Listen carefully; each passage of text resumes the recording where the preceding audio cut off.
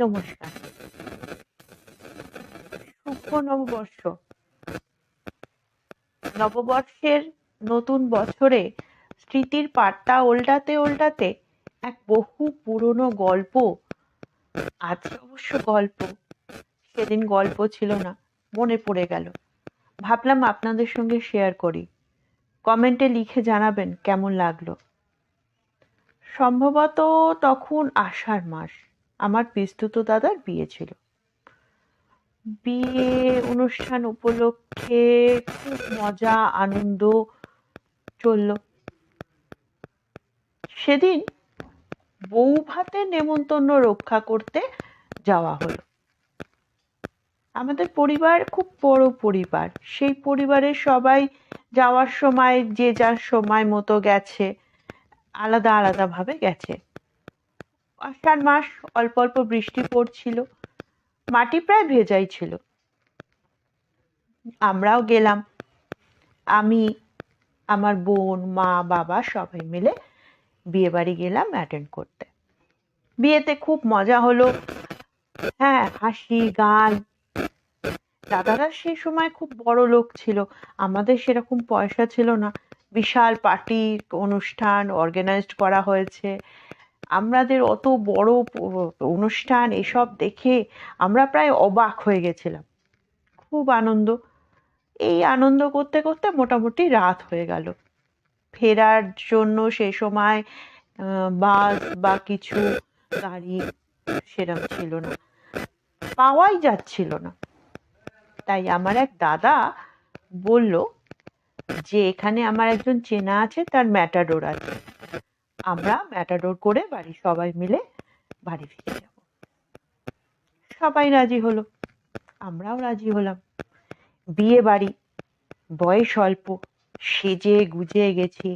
মনে আছে খুব ঝলমলে একটা পোশাক পরে গেছি। হ্যাঁ, একটা ঘাগরা মতো পরে গেছি। হ্যাঁ, এখনকার দিনের হলে শর্ট স্কার্ট পরে সেজে গুজে বিয়ে বাড়ি গেছি। এবার যখন ফেরার সময় ম্যাটাডোরে উঠতে হবে, এবং ছোটবেলা থেকেই আমি বেশ মোটামুটি স্বাস্থ্যবান, তার খুব আনন্দ। সব আনন্দ করে একে একে ম্যাটাডোরে উঠছি। এবার আমার পালা এলো, আমি ম্যাটাডোরে উঠতে গেলাম, কিন্তু ম্যাটাডোরে কিছুতেই উঠতে পারলাম না। ভয় করছিল যদি পড়ে যাই। তাই আমার এই অবস্থা দেখে ম্যাটাডোরে দাঁড়িয়ে আছেন একজন রোগা করে আমার কাকু।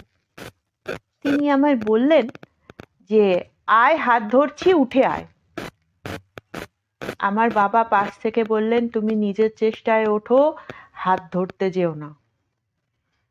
আমার বাবার কথাটা পছন্দ হলো না। মনে হলো বাবা এই কেমন কথা বলছে। আমি দেখছে যে উঠতে পারছি না, কাকু হাত বাড়াচ্ছেন, আমি উঠবো না। আমি নির্দ্বিধায় হাতটা বাড়িয়ে দিলাম। এইবার হলো কাণ্ড।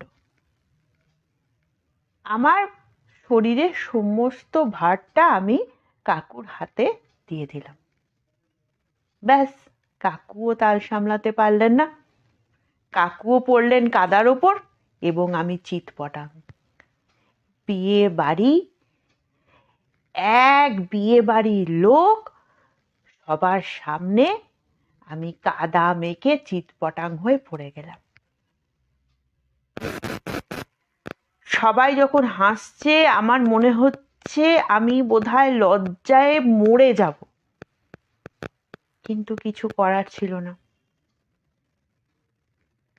আমার এই অসহায় অবস্থার কথা হঠাৎ করে মনে পড়ে গেল, আপনাদের সঙ্গে শেয়ার করলাম। ভালো লাগলে জানাবেন। নমস্কার।